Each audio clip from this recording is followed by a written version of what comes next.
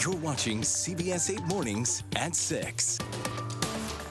It's Friday, it's November 1st, and thanks for joining us here at 6 a.m. I'm Chris Groh. And I'm Nada Irampour. Maybe hard to get the kids up today after their sugar high and all the things. But hopefully some schools are allowing PJs at school today. That'd be cool. A more casual It's a good day for right? that. Yeah. It's going to be colder, too. So Okay. if they're wearing the PJs to school, Cozy, throw yeah. on maybe a sweatshirt Little with footy them. pajamas, maybe. Yeah, that'd be absolutely. nice. I say all of it. I mean, we're in the 30s out there in some Wow. cases, so it's Yeah. cold. Ramona, 37 degrees right now. Escondido's at 41, and we could still be cooling down over the next hour, which means that there are some spots there that are in the low 40s that could make it into the 30s, perhaps. Coastline, most of this week was in the low 50s. Now we've got Encinitas and Del Mar in the upper 40s, so we're keeping that cool down going. This afternoon, though, we should be back to normal, or at least back to what we've seen for most of this week, which is still cooler than normal temperatures, but pleasant, mild, upper 60s, low 70s out there. Going to start to pick up on more of a westerly breeze. That's going to set the stage for a wind advisory. Wind advisory is going to be in effect tomorrow, Saturday, and that's going to continue through Sunday. The big thing in the forecast for the upcoming weekend is that chance, about a 20 or so % chance that we see some rain from Saturday afternoon through Sunday morning. So coming up in just a few, we'll talk about what that chance looks like depending on where you're at and how much rain we could actually see this weekend. Back to you.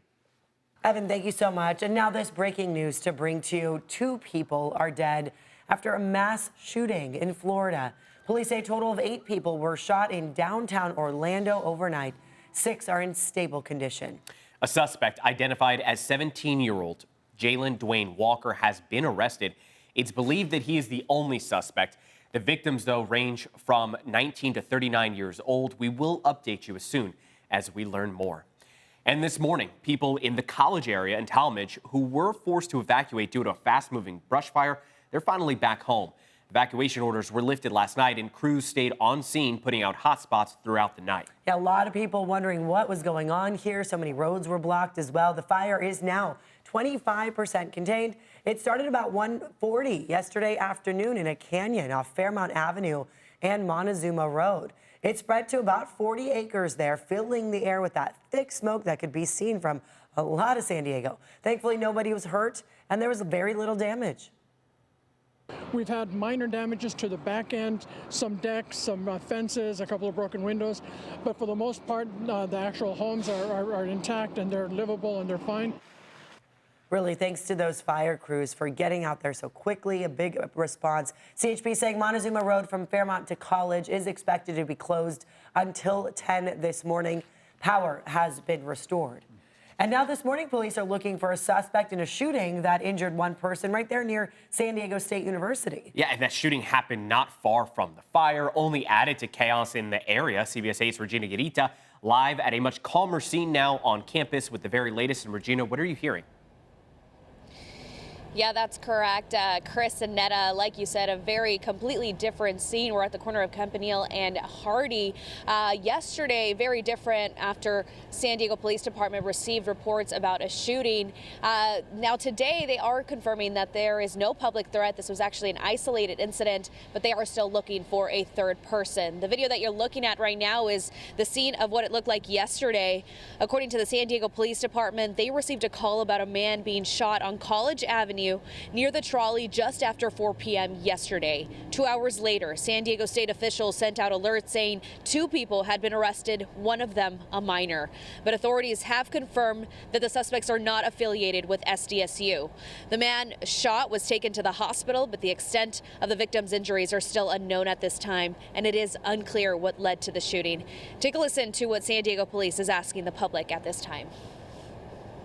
Video, if you saw something, if you heard something, right around that 5 o'clock hour, we'd like to hear about it.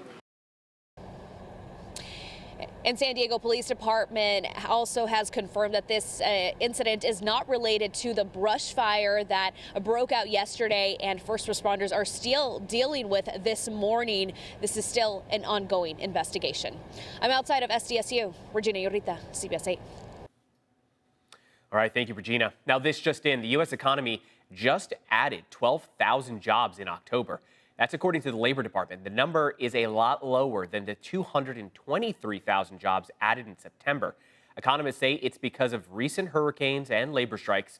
The unemployment rate remains at 4.1%.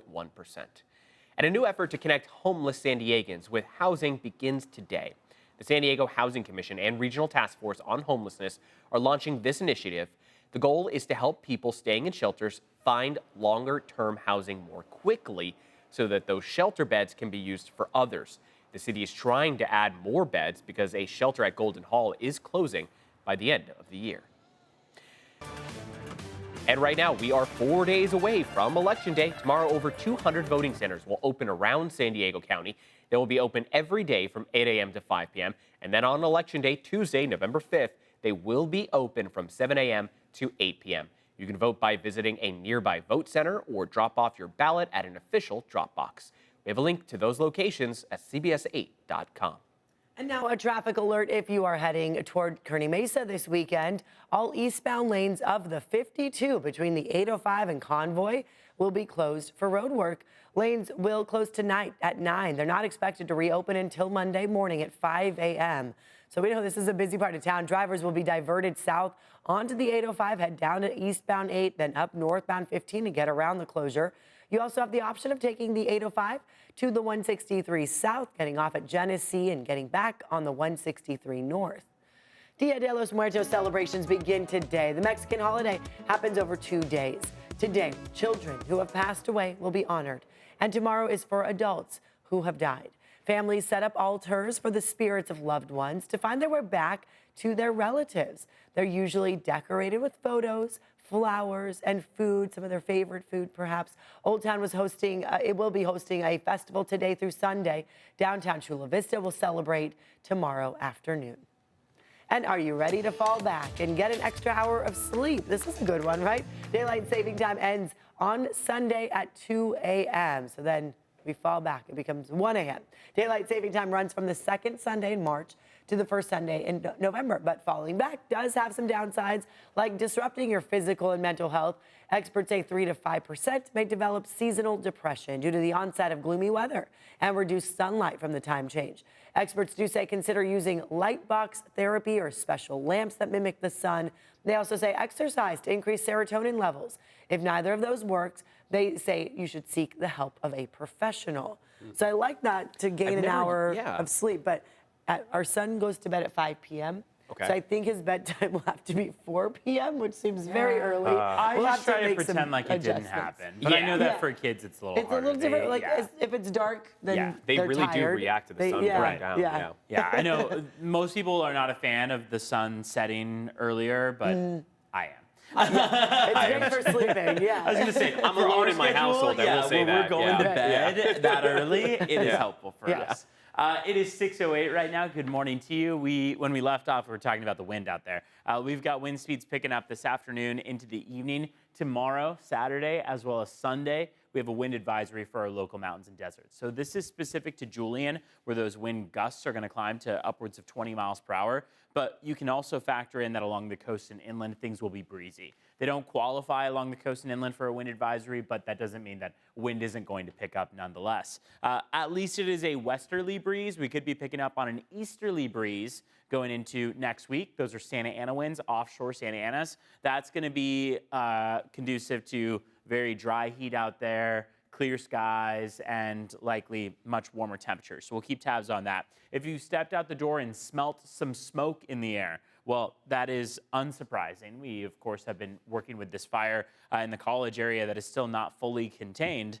So watch out for the possibility of our air quality dropping into the sensitive groups range, meaning the unhealthy for sensitive groups. Right now, it's at moderate. We'll keep an eye on it. You can see how other parts of Southern California are also in that moderate range, but plenty of spots are looking pretty good too. So we will be watching on that. Wind is going to be one of the biggest factors, as well as cloud cover and cooler temperatures over the course of the weekend. Saturday and Sunday, for example, we see those temperatures slide. That's as this trough of low pressure makes its closest approach. Earlier this week, we had that trough sticking along the west coast, right along the water, moving all the way south, and then bringing us maybe half an inch of rain. It has now trended inward, inland, I should say, really. And as we see those troughs of low pressure move inland, they become drier. So now our forecast models, day by day, have started to push us toward much drier skies. So while we'll still see the cooler temperatures, the cloudier conditions, the wind, we are only expecting maybe, if we're lucky, in a few spots, 1/10 of an inch of precipitation overall. Everywhere in green has the potential to pick up on maybe a few hundredths of an inch. And again, that's mostly going to happen from late Saturday afternoon, Saturday evening, all the way through Sunday morning. Let's take a look at traffic this morning. So far, things have been very light. It is Friday, of course, Friday after Halloween too. Looking at green across the screen here on the 805 northbound, the 94 westbound, and the 5 southbound. Taking a look at your border wait times this morning, we're expecting an 80-minute wait at the San Ysidro Port of Entry. Otay Mesa Port of Entry should be able to get you across at almost double the speed. You're at 45 minutes there. Back to you.